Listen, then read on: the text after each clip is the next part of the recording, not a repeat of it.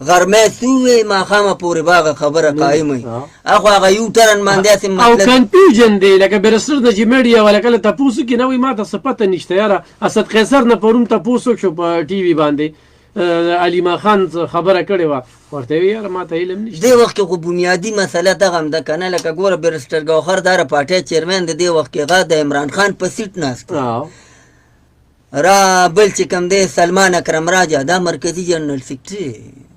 خاصت قیصر یا دا شیر افضل مروت وغیره وغیره دا په هغه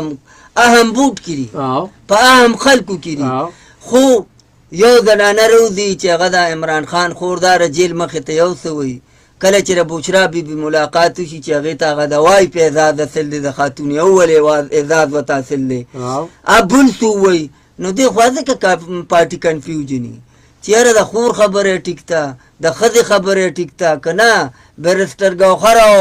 یا مطلب دا ریاست قیصر یا بل سره کمې خبرې وشوې کمې ټیک دي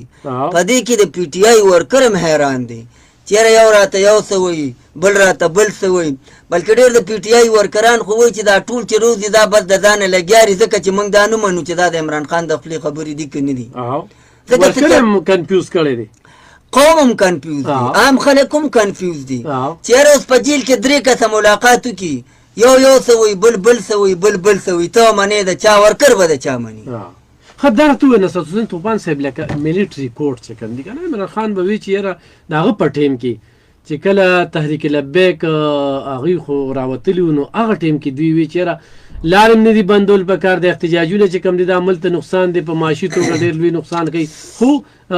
پوجي عدالتونو کې دا کیسونه لړاول دي که نه نن چې کوم دی نو ملیټري کوډ نه چې کوم دی نو دوی ډډه کوي علب خانه ملیټري کوډ ته اوس نه دي ګورې دا د آئیني سره آئیني سره 1951 نه دغه دي او دا تعزیرات پاکستان کې دي او بلکې زه تا ته ویم که نه د عمران خان په وخت کې چې کومې سزاګانې میلاو وي نو په هغې کې 3 کسانو ته سزای موت هم دی عمران خان چې پرایم منسټر اف پاکستان و دا 4 کاله چې کومه وزاري وکړه وزیر اعظمي وکړه دا دور دی ته یادوم نور آرمي ایکټ چې کم دی نو آرمي عدالتونو نه ډېرې فیصلې راغلي دي خو واخد عمران خان وزیر اعظم د جمهوري حکومت کې د عمران خان په دور کې په 3 کسانو تر سزای موت حکم هم ورولو شوی او په هغې وخت کې خو که ستا خیال دوی خپله نور قانونونه هم پاس کړي او بیا د پوځ خلاف چې څوک خبره کوي دا د ریاست خلاف خبره ده دا د انډیا ملګری دی دا د پلاني ایجنټ ملګری دا د پلاني وطن دوست ملګری دی نن موږ حیران یو چې نن مطلب دا څه چل دی په ملیټري کوډ کې